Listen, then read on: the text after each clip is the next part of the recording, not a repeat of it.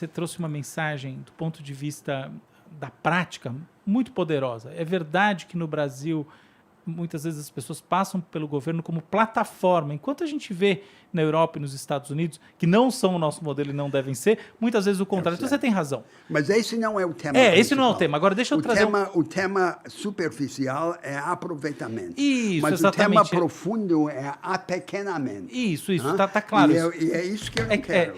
Não, tá claro, mas olha só, no ponto de vista da grandeza no desenho institucional, o contraponto à ideia de você ter o Banco Central coadunado ao governo federal é que as políticas que vão ter uso eleitoral e etc e tal vão passar batido. Tudo porque pode ser pervertido. Tudo pode ser pervertido pelo interesse eleitoral. Então, como equilibrar as duas coisas, entende? Porque o Banco Central Independente tem como base, assim, o grande argumento é que, pelo menos, ele funciona como um contrapeso em momentos em que politicamente faz mais sentido o governo fazer alguma coisa que está na contramão do interesse do povo. Todo esse debate econômico errado. Né? Então explica para a gente. Então, nós temos, veja,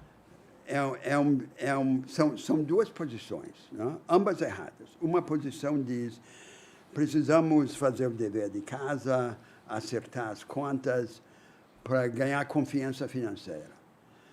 Nós precisamos praticar realismo fiscal, sim, mas não é para ganhar confiança financeira, é para a razão exatamente oposta, para que o Estado brasileiro e o povo brasileiro não tenham de ficar de joelhos diante dos mercados financeiros. Você tá certíssimo, tá? Nós precisamos de realismo fiscal para não depender da confiança financeira, não para ganhar confiança financeira. Vir espontaneamente que a gente não precisa. E para poder usar na construção de um projeto rebelde de desenvolvimento. Você está certo. Nos seus primeiros passos.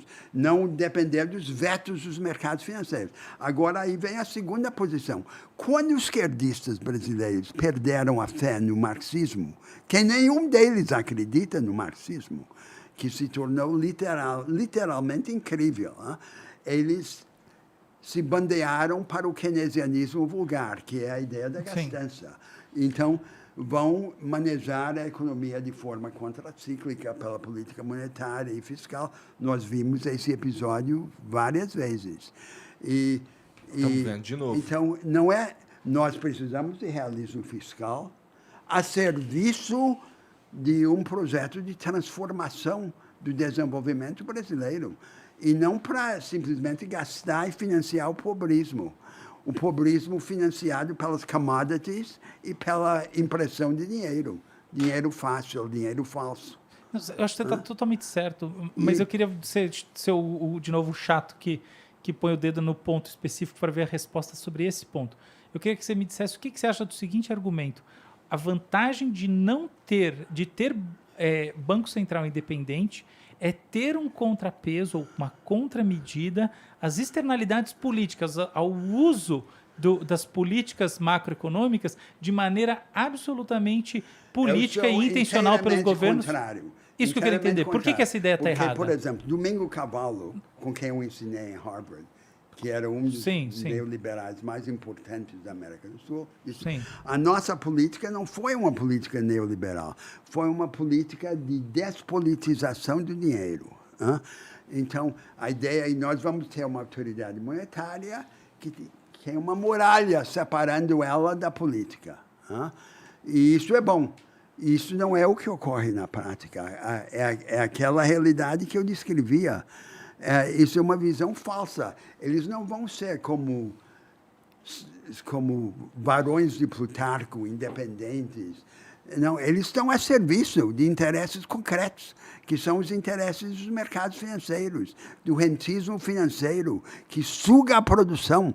E nós temos que ter um projeto que afirme a primazia dos interesses do trabalho e da produção sobre os interesses do rentismo financeiro. Teoricamente, Banco Central independente e autoridades monetárias poderiam estar a serviço desses interesses superiores. Na prática, nunca. Nunca estiveram e nunca estarão. E nós temos que evitar criar esse poderoso instrumento do rentismo financeiro. Bom, a minha percepção sobre isso tudo que a gente está discutindo seria muito bom se a gente tivesse uma classe política que de fato pensasse no povo brasileiro, que aí a gente poderia aplicar tudo que é ideal.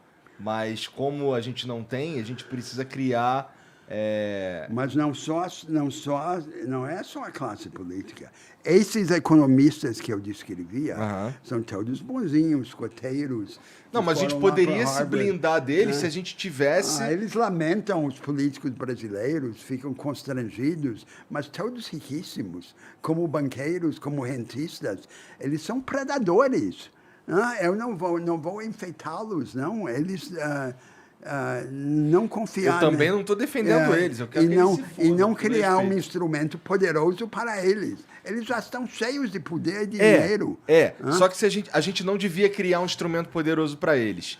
É que a alternativa a não criar um instrumento poderoso para eles a alternativa não é a gastança e a irresponsabilidade Para isso a gente precisa dos políticos mais... baixar a taxa de juros nas vésperas da eleição. Agora, todo poderoso projeto de transformação cria a sua própria base.